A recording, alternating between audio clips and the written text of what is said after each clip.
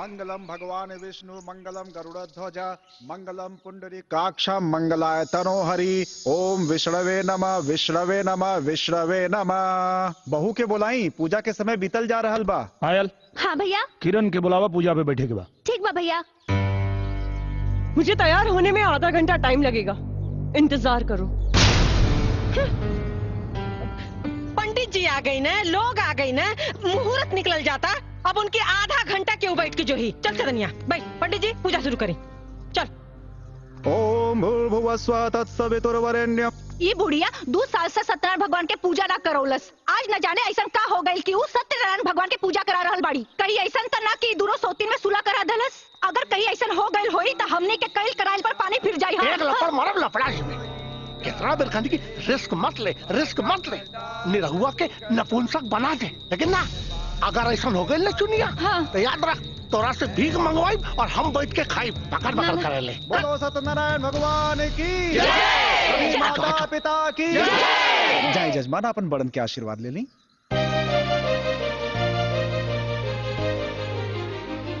खुश रहा बेटा, खूब खुश रहा। खुश रहा, खुश सदा सुहागन रहा। अरे तू धन लहा पूतन पाला है दुल्हन। अरे किधर जा रही है? मेरा भी पैर छू। हम ना छुए। क्यों नहीं छुएगी? मैं तुमसे बड़ी हूँ। अच्छा, खाली बातें में बढ़कर बड़ी हूँ बड़ी हूँ। बड़ बारू तो बड़नियन कामों तो करा। भूल गई, इस देश में दूसरी बीवी की औकात क्या होती है? मेरी दी हुई भीख की खुशियों पर ऐश करने वाली घटिया औरत मुझसे जबान लड़ाती है।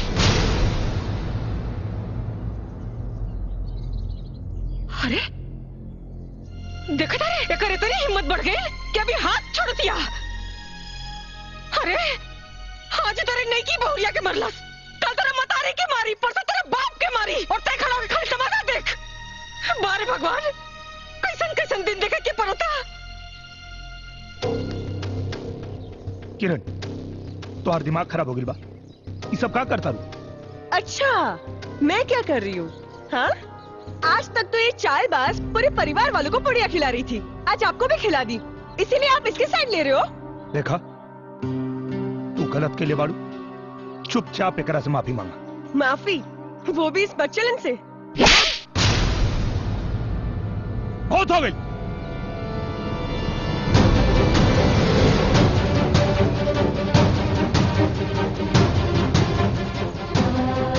चल तो नहीं जाए लोग, आप लोग अपने अपने घर जाए।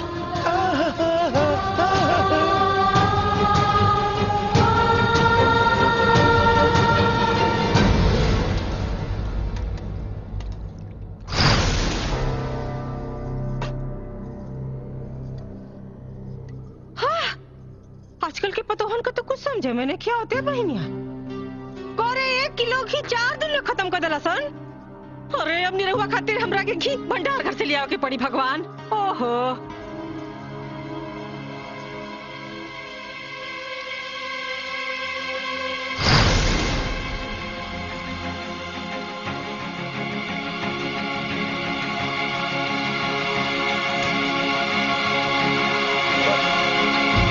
दुल्हन दुल्हन ला, बचवा हमार सवेरे से कुछ नहीं के खेले हुआ है ना। ला आज ना खूब मन से एकदम गिरा दिया, मतलब खिया दिया है ना। खिया दिया है।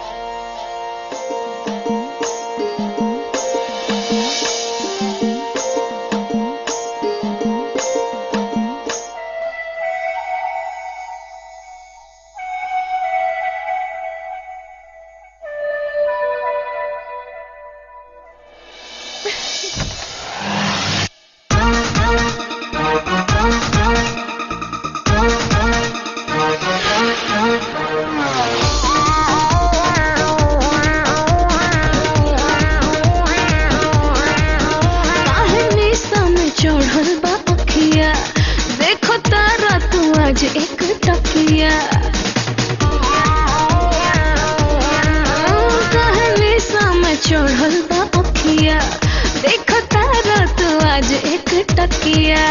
आई हो दादा, आई हो दादा, आई हो दादा, अचके में का हो गइल जब से तोरा से मोरा बिया हो गइल। आई हो दादा, अचके में का हो गइल जब से तोरा से मोरा बिया हो गइल।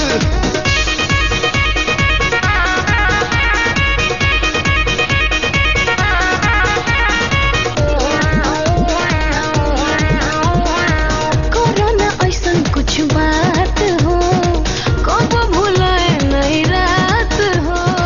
जड़ा में धरब त ये रानी छोड़ब सीधे पिता के बरसात हो। धन रहब त के चौका बर्तन करी भोरे भोरे राजा न चूल्हा जरी। आई हो दादा, आई हो दादा, आई हो दादा, अचके में का हो गइल जब से तोरा से मोरा बिया हो गइल। आई हो दादा, अचके में का हो गइल जब से तोरा से मोरा बिया हो गइल।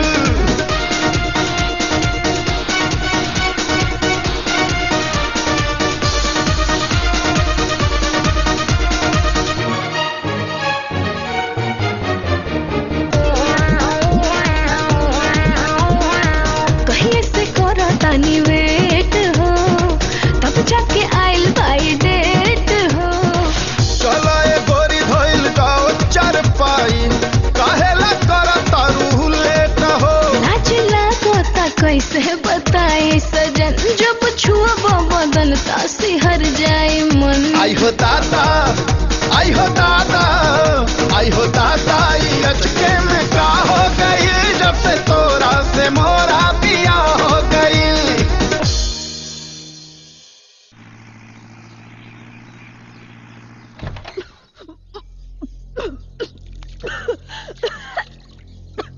हाँ? अरे दुल्हन कहाँ गई? तबीयत नहीं ठीक का? कहाँ गई? हाँ अम्मा जी तनी उल्टी होता। उल्टी होता? उल्टी होता? अरे बिटिया उल्टी होता?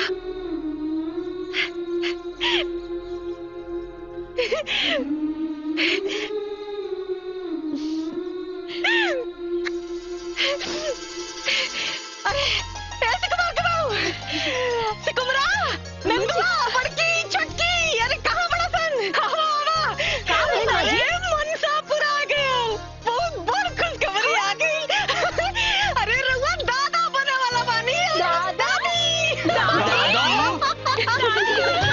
हमारे बाजी बधैया हमारे बाजी बधैया हम बनब दादी लुटाई रुपैया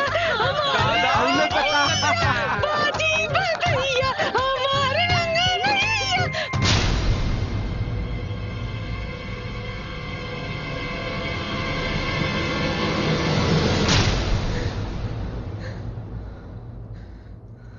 करे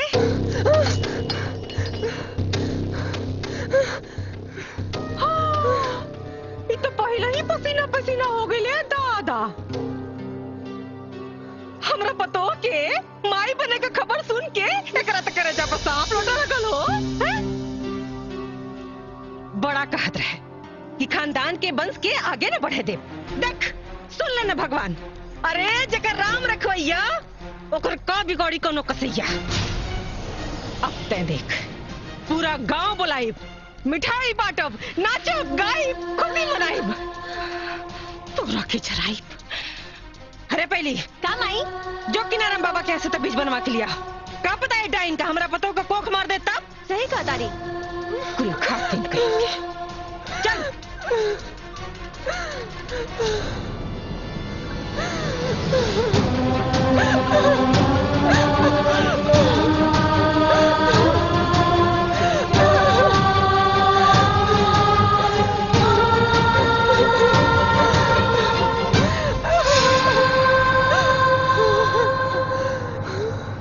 ये तेरा कैसा न्याय है भगवान, ये तेरा कैसा न्याय है? जिसने इस घर को वंश देने के लिए इतनी बड़ी तपस्या की, आज तूने उस तपस्या का ये फल दिया, उस पे लांछन लगवाया कि वो इस घर के वंश को नाश कर सकती है। क्या कसूर है मेरा? यही ना कि मुझे कैंसर है और मैं मरने वाली हूँ। यही ना कि मैं इस भयानक बीमारी के बारे में किसी को नहीं बताया। मेरे देवता समान पति का दिल तोड़ा है मैंने। मैं ऐसा नहीं करती तो क्या करती? अगर मेरे पति को सच्चाई पता चल जाती तो जीते जी मर जाते, लेकिन दूसरी शादी कभी नहीं करते और इस घर को कभी भी वंश नहीं मिलता।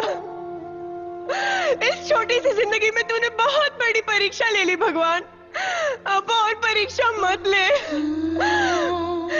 मैं एक इंसान हूँ, तेरी तरह भगवान नहीं हूँ। मैं तुझसे अपनी उम्र बढ़ाने की मांग नहीं कर रही हूँ, वैसे बस थोड़ी सी जिंदगी की भीख दे दे भगवान, ताकि मैं इस घर के वंश को देख सकूं, गले लगा सकूं और मेरी तपस्या सफल हो जाए। हे भगवान।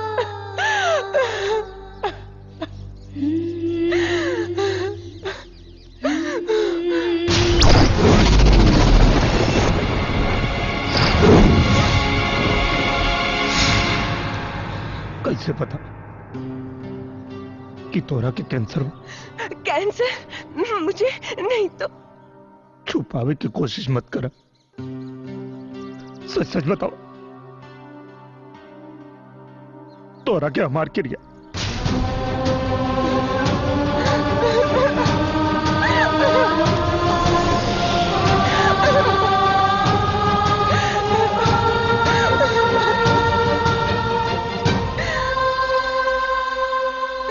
बताओ किरण, बताओ अमृत।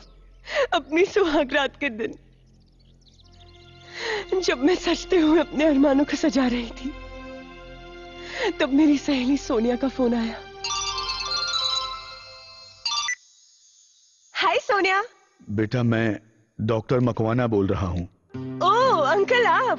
बेटी, मैं तुम्हारे पापा को फोन लगा रहा था पर नॉट रीचेबल आ रहा था। मैं तुम्हें बताना तो नहीं चाह रहा पर मैं मजबूर हूँ बेटा। अंकल, आप पहेलियां क्यों बुझा रहे हैं?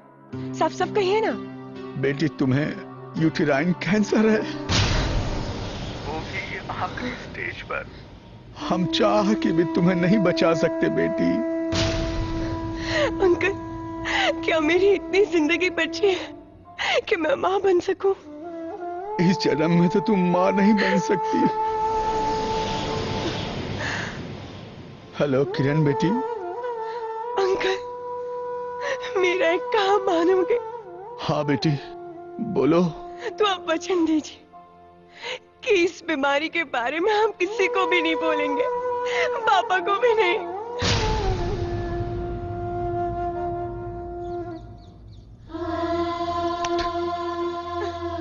बहुत अभागा बानी हम, बहुत अभागा बानी। भगवान हमरा प्यार के भरम रखी भगवान। इनका सारा दुख हमके दे दी भगवान, इनका सारा दर्द हमके दे दी भगवान, इनका मौत भी। ऐसा मत कहिए, मत कहिए ऐसा। भगवान ने मुझे इस जन्म में सौभाग्य नहीं दिया पत्नी धर्म निभाने का, लेकिन मैं भगवान से विनती करती हूँ अगले जन्म में सौभाग्य जरूर दे दे, तन मन और लगन से आपकी सेवा कर सकूं।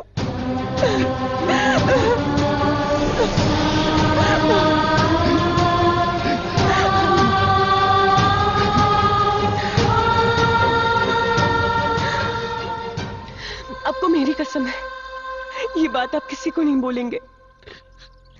अगर चांदनी को पता चला तो उसे बहुत दुख होगा। वो माँ बनने वाली है ना।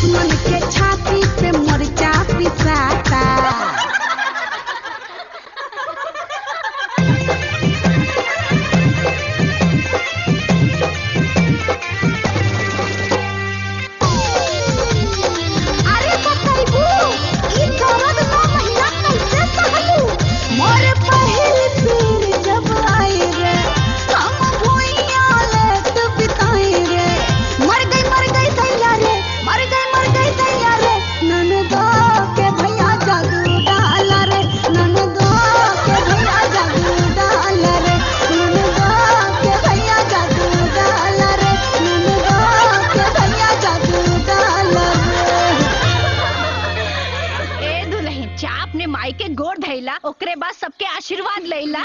आवा जा आवा ना जा माँ जी के पास। सबके आशीर्वाद लेने की चाहिए।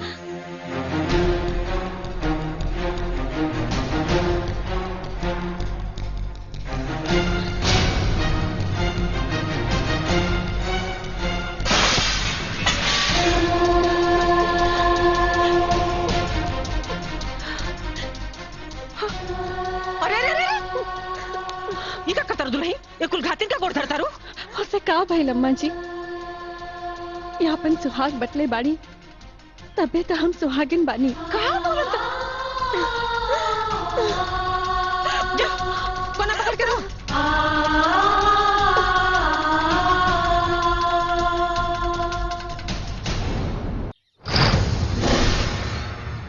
चल चल मुकर चल।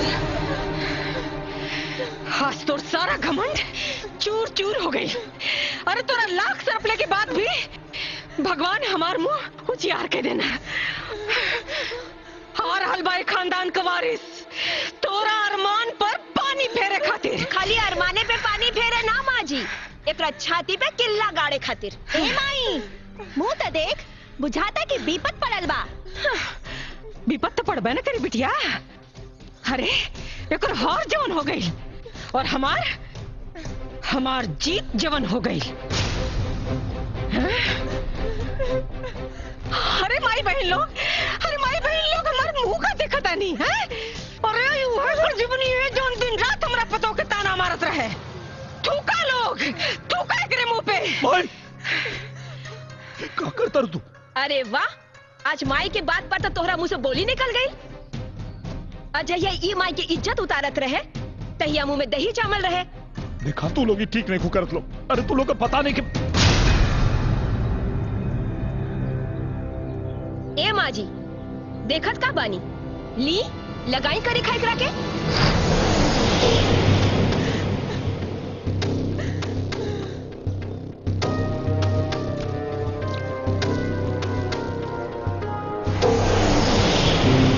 ले जाई लगाई लगा दी।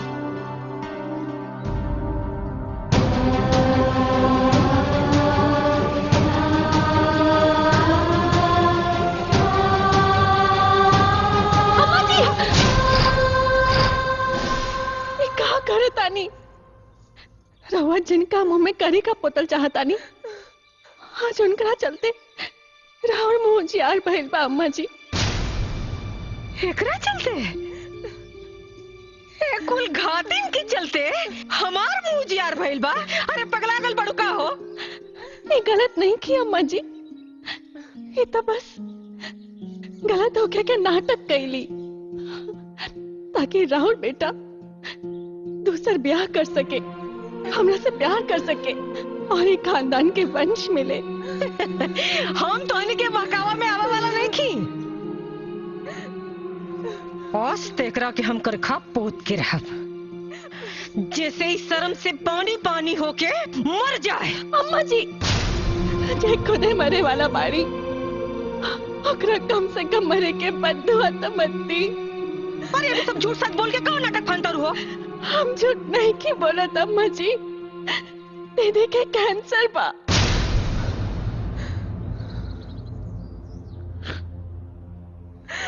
काका कैंसर। हाँ माई, और अभी बस कुछ दिन के मेहमान बाकी।